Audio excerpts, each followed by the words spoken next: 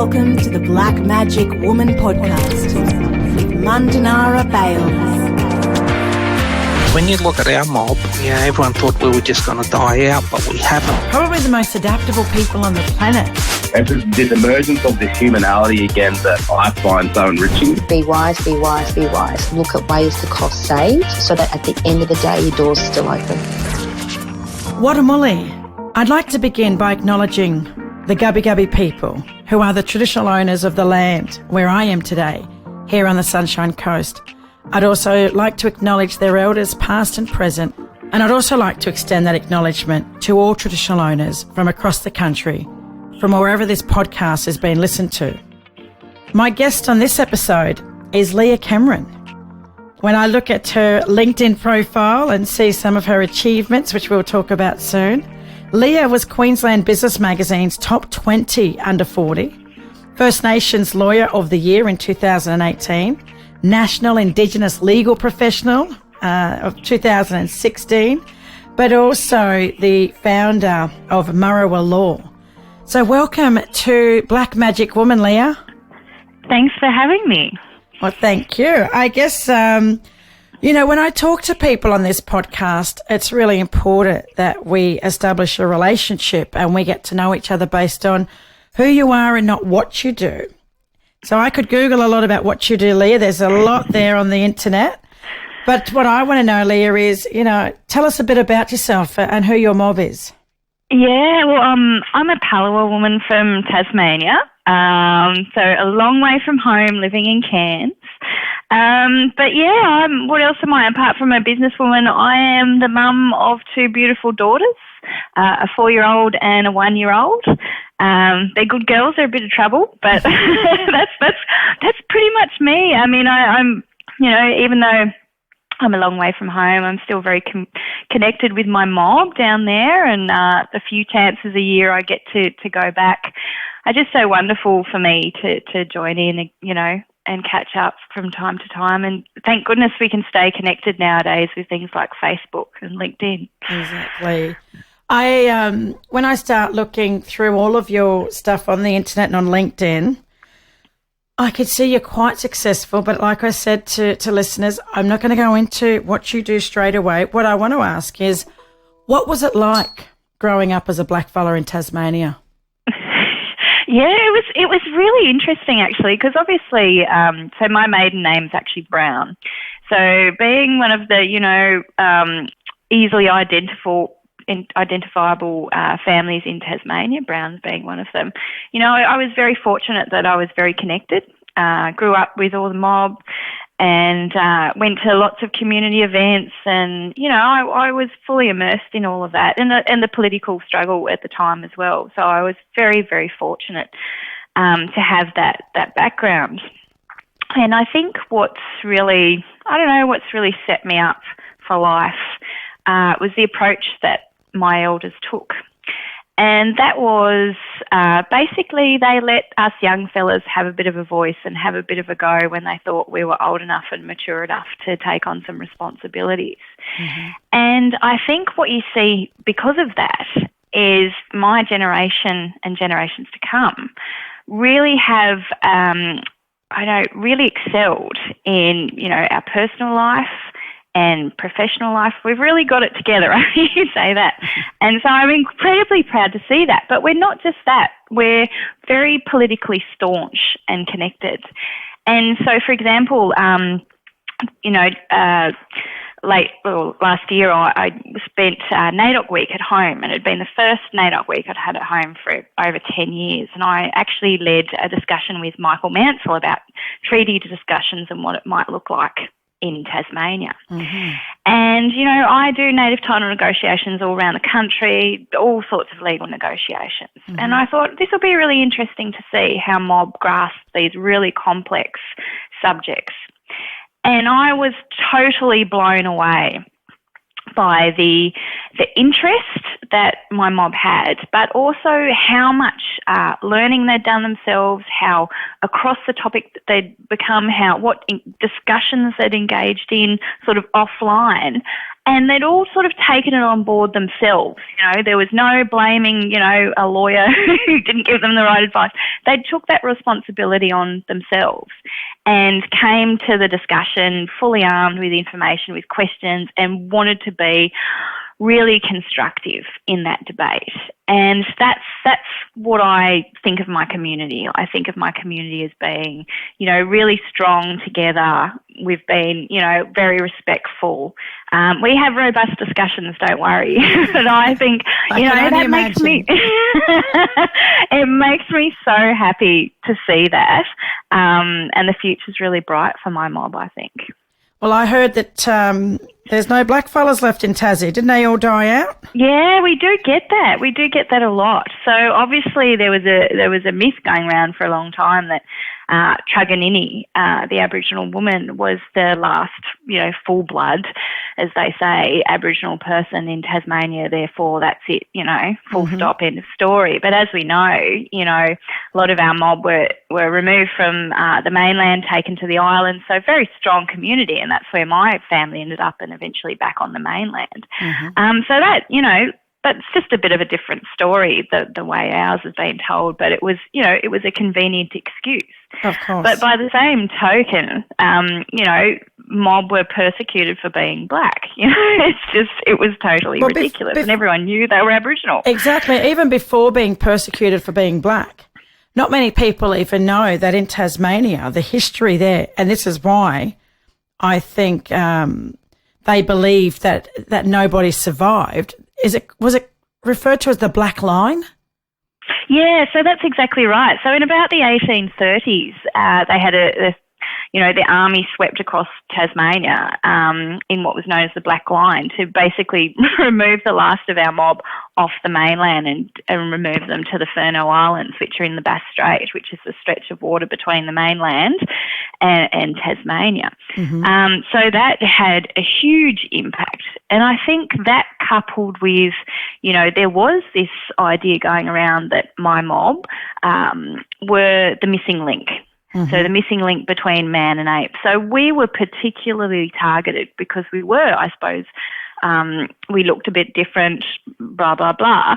And so we were targeted by overseas institutions for human remains. And that's, that's a project that remains in force today. It's been going on for probably over 50 years now, to getting our old people back home, not just from overseas, but within Australia too. I've heard about that. But just, when I heard about the Black Line, it wasn't just the army. It was soldiers and settlers.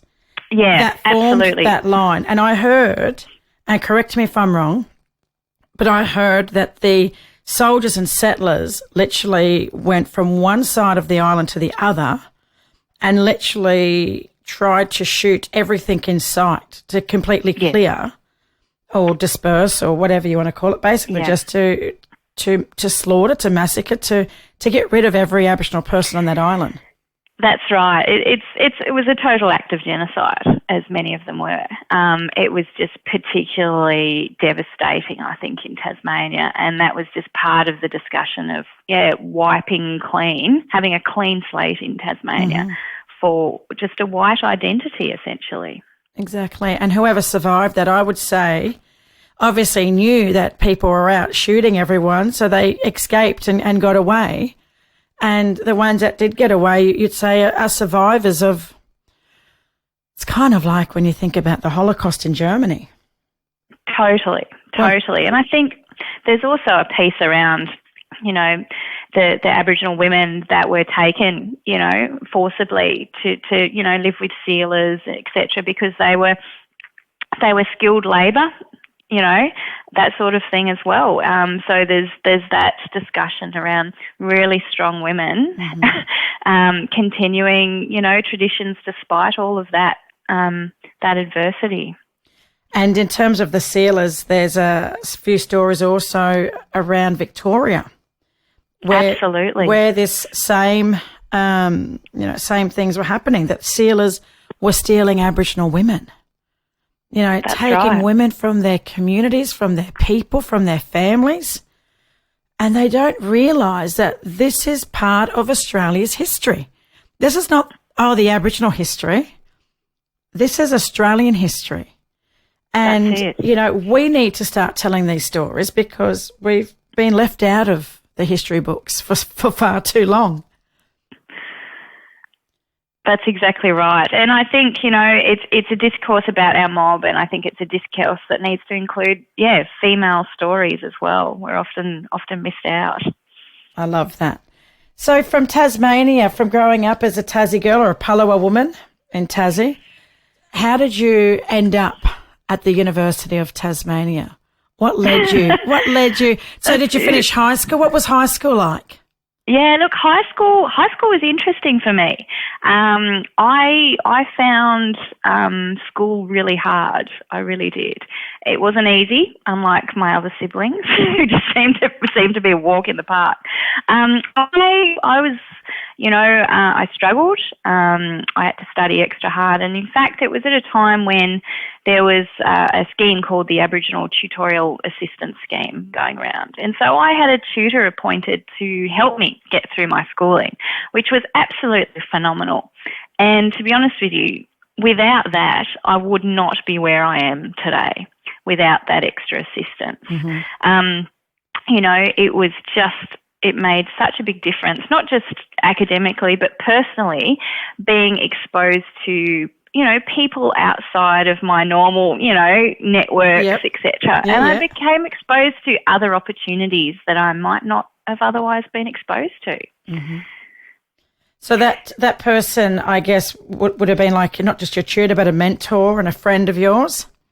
Yeah, so basically one of my tutors was an amazing lady who actually happened to be, she was a single mum, she was a lawyer, and I'd never met a lawyer before. I knew what police and judges and courts and all of that sort of thing was, but I didn't really know about lawyers. And so for her to be introduced into my world and to show me what lawyers can do and, the assistance they can really provide blew me away. And that's something that I was very passionate about. And, to begin with, I didn't think that I'd necessarily be able to be a lawyer, but I knew it was something, that I was interested in.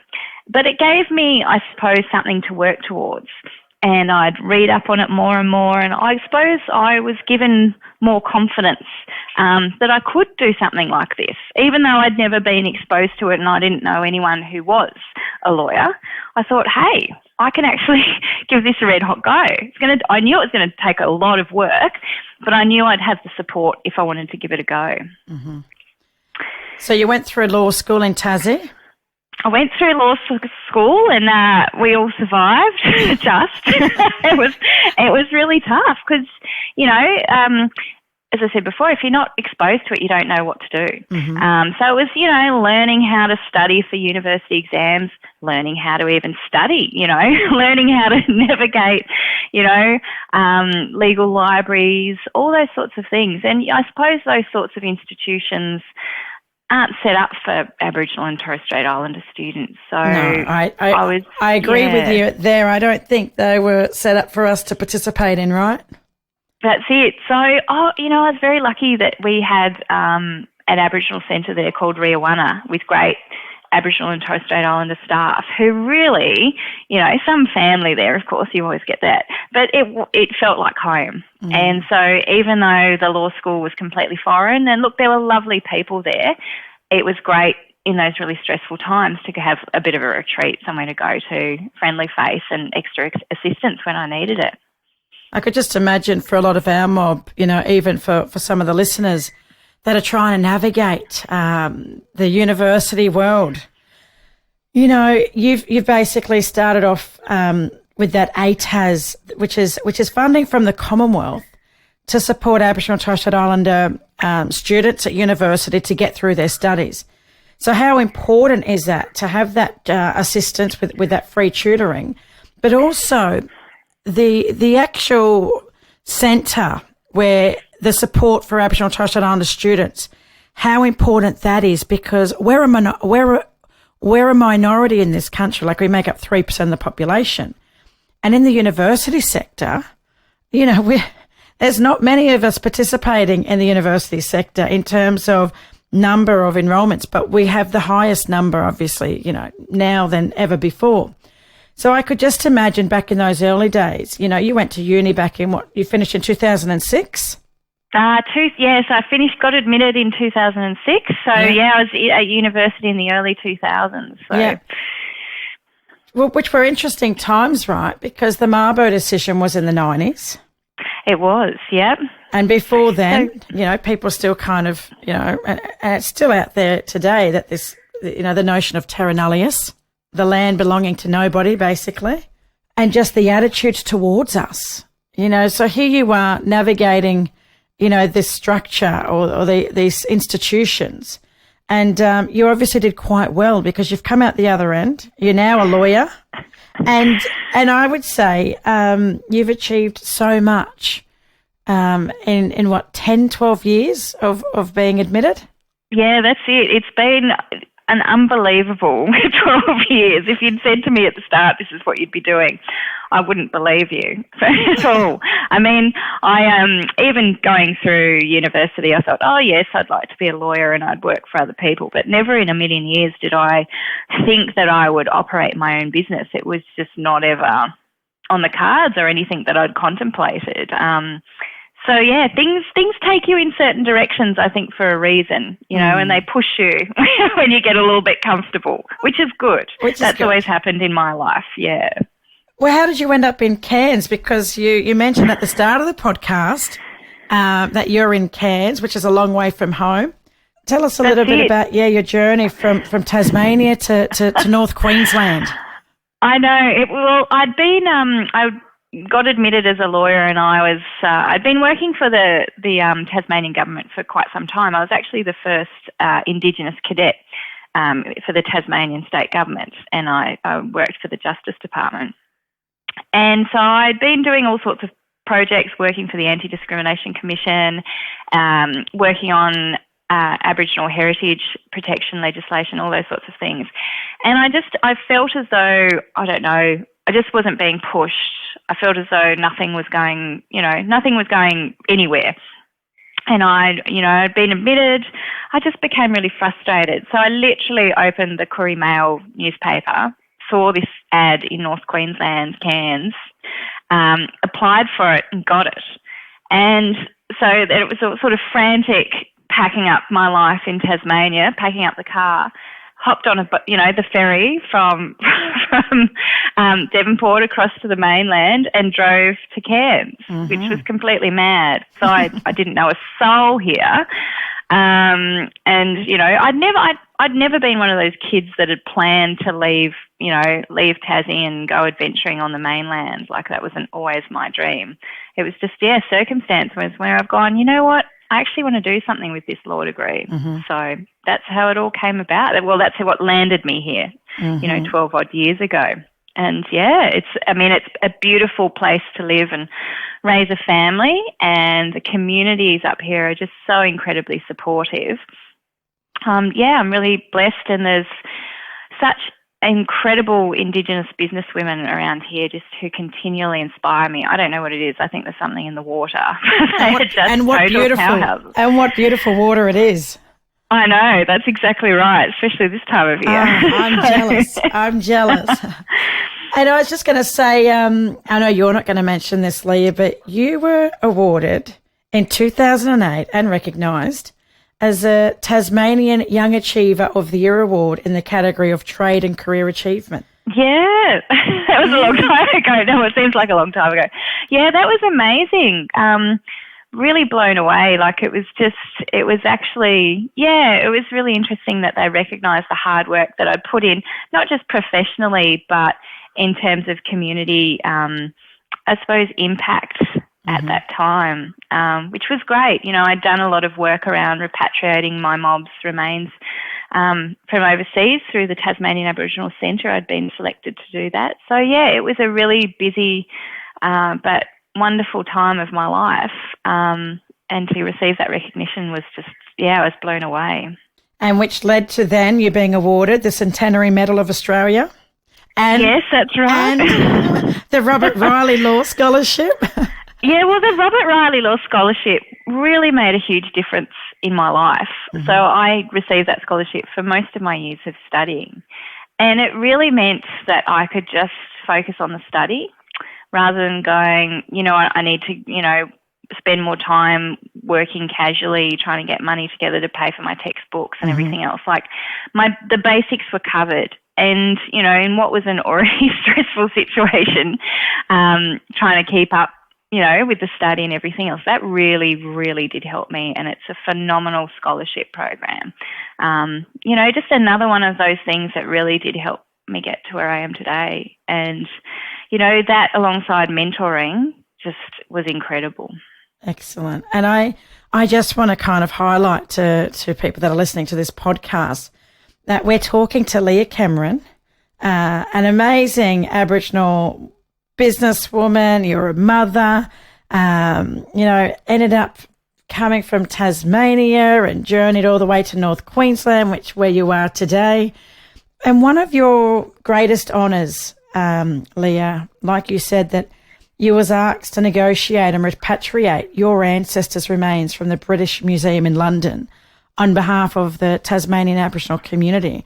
Can you tell us a little bit about that? Because that's something that I think about a lot in terms of that there's institutions, museums and universities around the world, but in particular in this country, that still have our people's remains.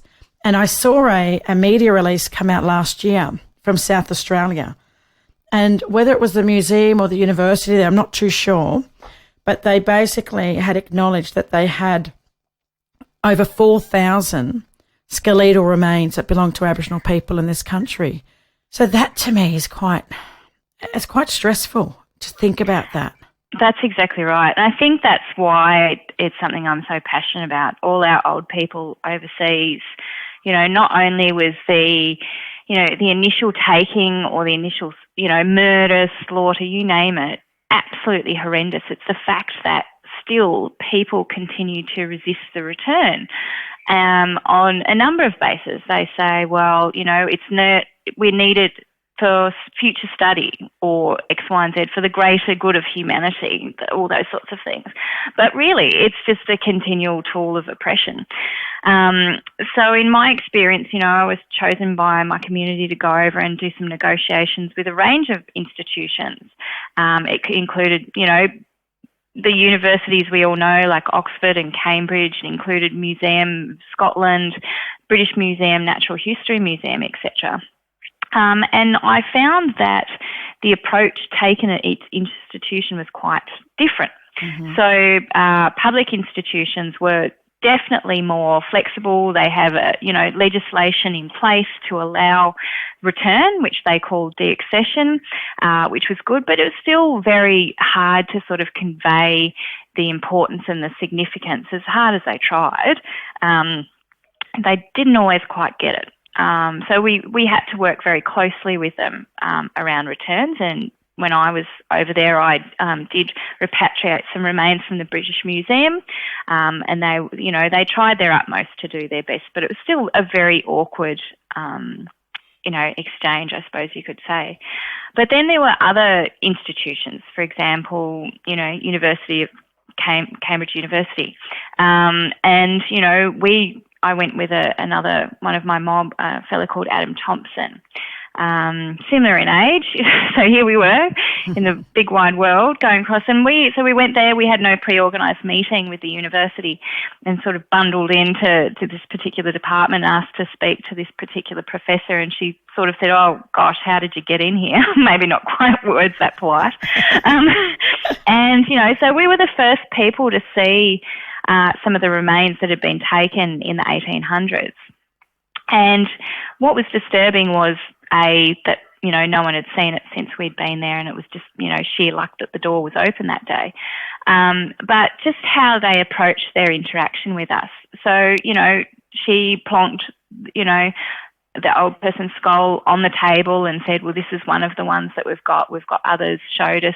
We wrote down, details of it, which was very, very confronting and upsetting. I can only imagine. But then, you know, she proceeded then to look at us through a scientific lens and explain to us how, you know, she could clearly see that we were Tasmanian Aboriginal people because our features were quite unique in terms of our skulls, etc., which was just mind-blowing and very, very confronting. But we had to keep our cool because we knew we were there for you know, a wider cause, and we had more meetings, and it was about getting those old people at home from a private institution who have no legal obligation at that stage to return it to us. So very confronting. Obviously, since that trip, large numbers of remains have been returned, and my dad has been involved in a lot of that. And his name's Greg. Through the National History Museum, he returned, I think it was 17 sets of human remains. Wow. With Carolyn Spotswood. But that was an intense negotiation because they were about to start testing those remains again. We had to get urgent injunctions. We had the assistance of, you know, high-powered lawyers over there as well, assisting on the ground. So it's very complex to navigate these old institutions, not understanding still to this day why it is so inappropriate that they house not just our old people but our you know, our culture in a display cabinet. I could only imagine the emotions that you were feeling, knowing that these were your old people, these were your ancestors, and that deep sense of obligation. Like you said, like we were there for the bigger picture. We couldn't really, you know, get too overwhelmed with what we were seeing. You're there for the bigger picture. But I could only imagine the emotion that you were going through, and also, I guess, what's still driving you and motivating you today in the work that you're doing. When you told that story just then, I started to think about Annie Henrietta Formile Marie. And you may have met Annie Henrietta because isn't she a Yidinji woman from around She is indeed. From the Cairns area? Yeah. And her parents and her grandparents grew up on the reserve at Yarrabah. And Annie Henrietta, I met her at Woodford Folk Festival last year, and she has a play called Bukal. And that play, I was watching it with my 5 children and my husband, and, you know, it was unbelievable, that play. And Bukal is her grandfather's Aboriginal name. And basically it tells the story of Tyndale. Now, Tyndale was an ethnographer and also an anthropologist from South Australia. And the Tyndale collection, I would say, is the largest collection in terms of Aboriginal objects, photographs, you know, genealogies and so on. Even the Aboriginal map of Australia, what we know of today, is the Tyndale map. So she tells a story of Tyndale basically coming to Yarrabah and, you know, photographing her whole community, and her grandfather's, I think it was his headdress was taken by him, you know, or maybe his shield. I think it could have been his shield that was taken by Tyndale, you know, without any permission at all, but all in the name of research, because these were the days where we weren't even considered human beings. You know, this is pre-67 in terms of the referendum for us to be even included or counted as citizens in our own country. So she ends up going to South Australia, she ends up studying, and she ends up meeting Tyndale. And when she told him who she was, he was blown away that he pulled out this book and showed her the photographs of her family, her grandparents. And then he literally pulled out his camera and said, "Can I take a photo of you?"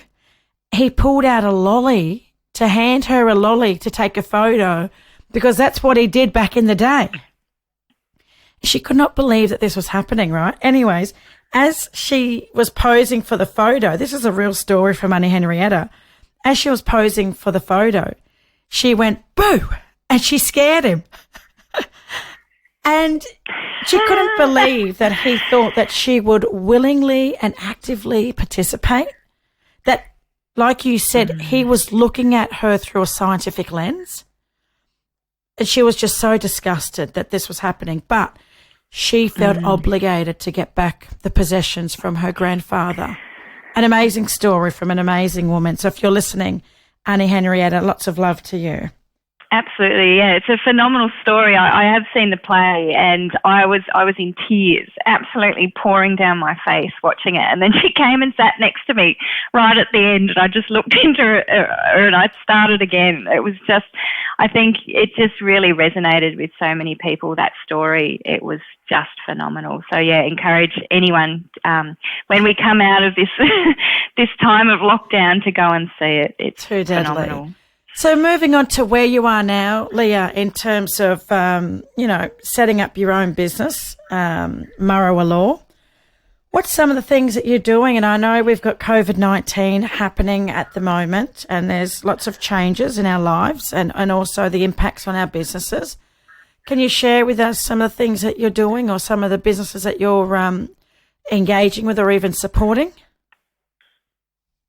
Sure. Look, at the moment, we are just flat out helping other Indigenous businesses right across the country. Just that urgent, I suppose, like a triage to go, okay, you're in a really bad situation, what can we do? You know, contractually, can we negotiate what's called like a payment plan? Can we review contracts to see if you can get out of them, terminate them? All those sorts of things we might be looking at structuring.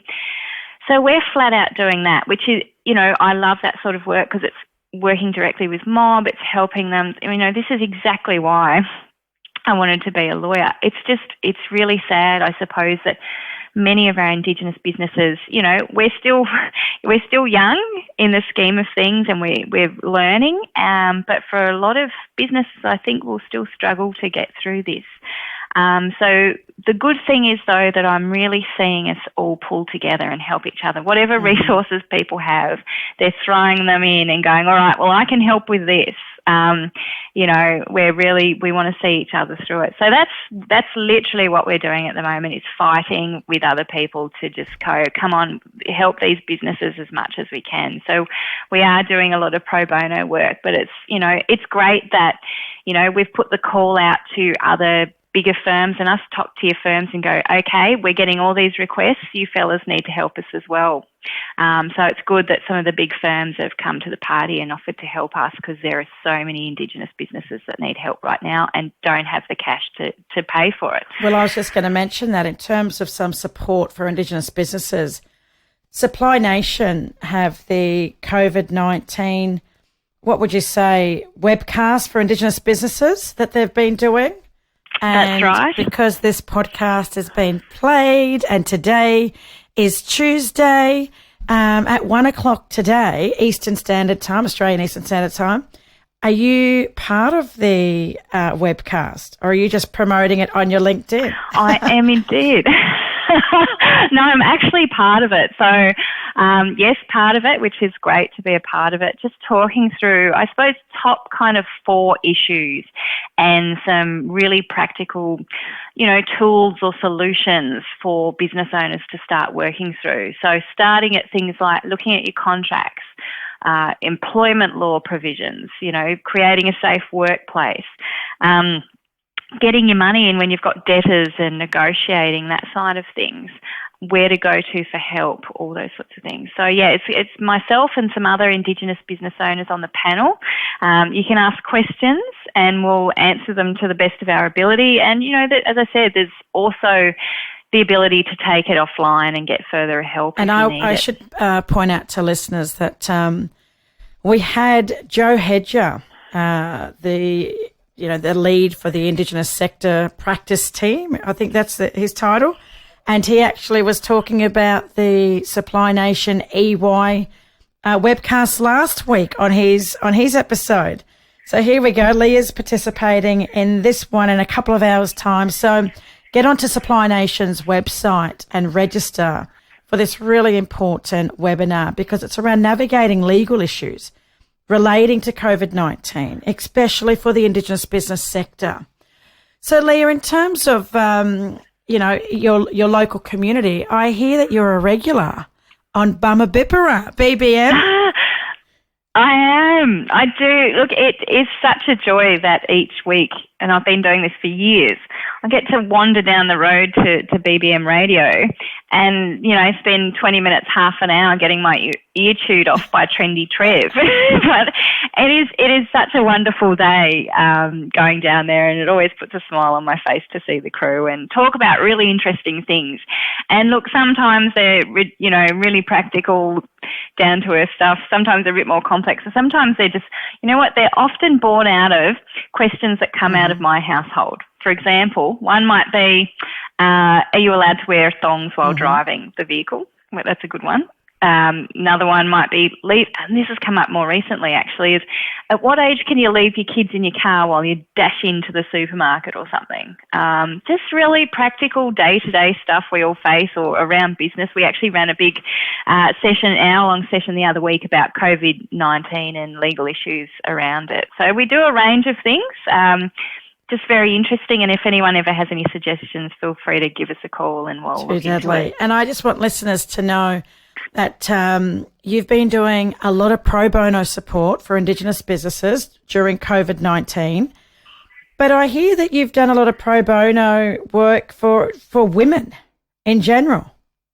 Yeah, it's something that I'm particularly passionate about. I think, I don't know, women always put themselves last in everything. We always make sure our kids are sorted or our partners are sorted. They've got clothes and food. And, I look at my situation of the morning, getting ready. I'm always the last to get ready.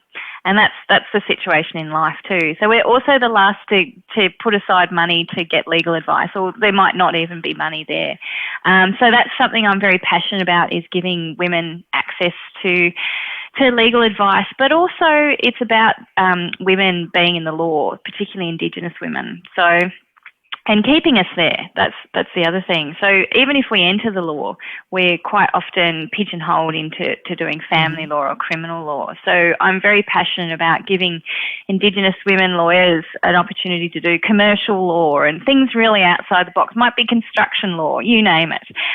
Things really outside the box. So I've got a team of mostly women, which are amazing. They're honestly the smartest people I've ever met in my life, and just wonderful. And obviously I can't be all things to all people. So we've actually developed relationships with other top tier firms. So when they get to the point in their training, if they want to learn about construction law or whatever it is, we're lucky enough that some of these firms are seconding them into their construction law section. They're learning, they're doing practical cases, and then they get to come back and then they can practice that area for our mob. It's just phenomenal that people are really helping us, expand the practice, really develop our lawyers. Too deadly. And I know that being on the board of the Murray School here in Brisbane, I think one of our, she's our secretary, and her name is Cassie. Yes. So hello. Yes. Hello to you, my sister, if you're listening. I'm sure you are listening. She's one of your lawyers? She is indeed, and absolutely phenomenal native title, cultural heritage, commercial lawyer. And I tell you what, she has the heart of gold. She really does. And yeah, biggest smile. So how did you you've come ever across seen. Cassie Lang? Oh, so I've met her in the native title lawyers world years ago. And Indigenous lawyers, we kind of stand out like the proverbial. And so we just instantly connected, and we just yarn about our family and what we were doing. And yeah, one day I said, hey, do you want to come and work with Marrawah Law? Like, I'd love for you to be part of this, our family, because it's not, when I think of the business, it's a family to me, and we're all a part of it. And, I don't like to think of myself as boss lady, even though they joke about it from time to time. We're all on equal footing and we all have a say, and we do, which is good. The likes of Cassie and my other younger lawyers, that, this is their firm. It's not just my firm, and that's what we're creating together. I love how you sum that up, because it's exactly at the Black Card. I remember when Christy, who started off as my executive assistant, Christy's going to marry my brother, Ronald. So she's a non-Aboriginal woman, but has 2 Aboriginal children, and like I said, about to marry my cousin brother. And when Christy came to meet Annie Lilla, and we sat down at the coffee club to have a coffee, because Christy and I are very close, Christy said to Aunt Lilla, when I put my black card uniform on, I know that I'm now, Mara's now my boss, not my sister, not my friend. She's my boss. And Auntie Lilla goes, no, Christy.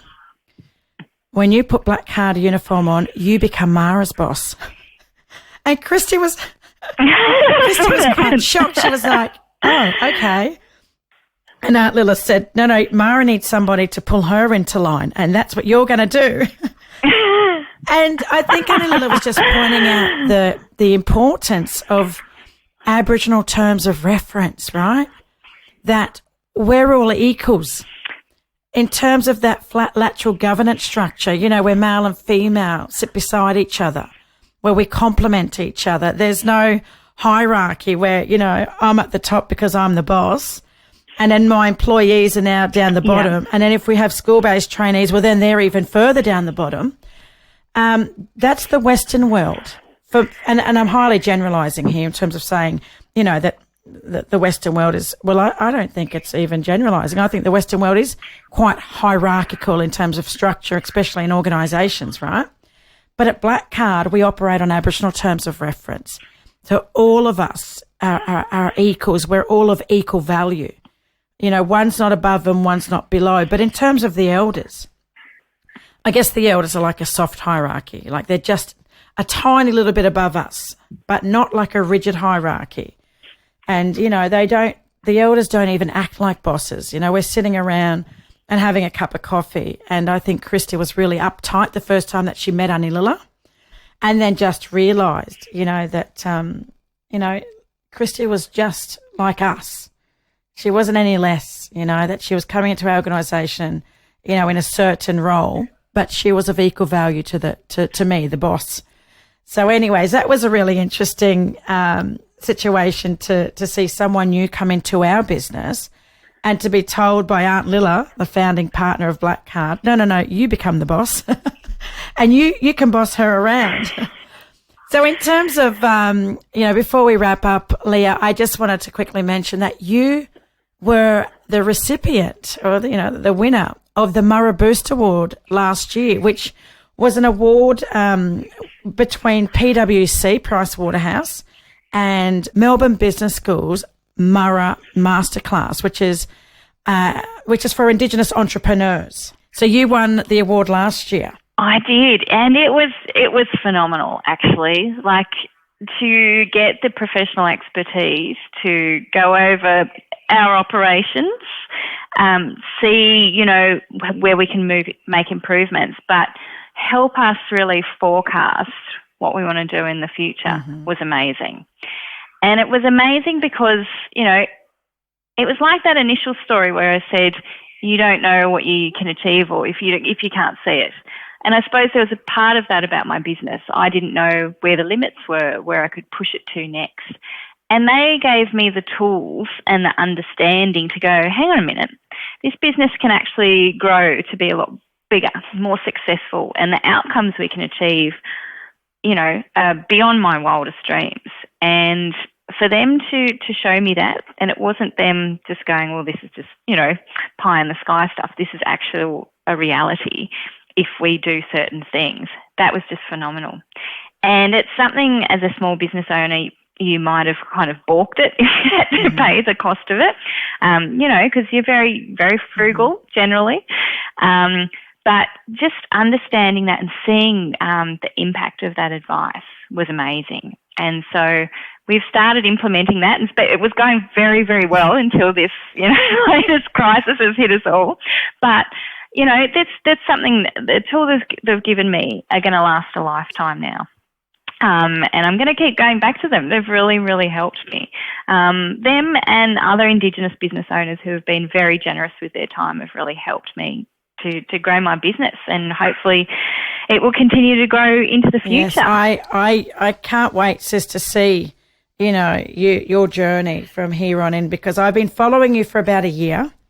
And when I saw that you won that award last year, I actually then decided to apply myself. And I thought, well, if you can win, sis, we might have a chance. So you actually inspired me to put in that application for the award. And Black Card won the award this year along with a company in Northern Territory, I think called Kakadu Timber Tots.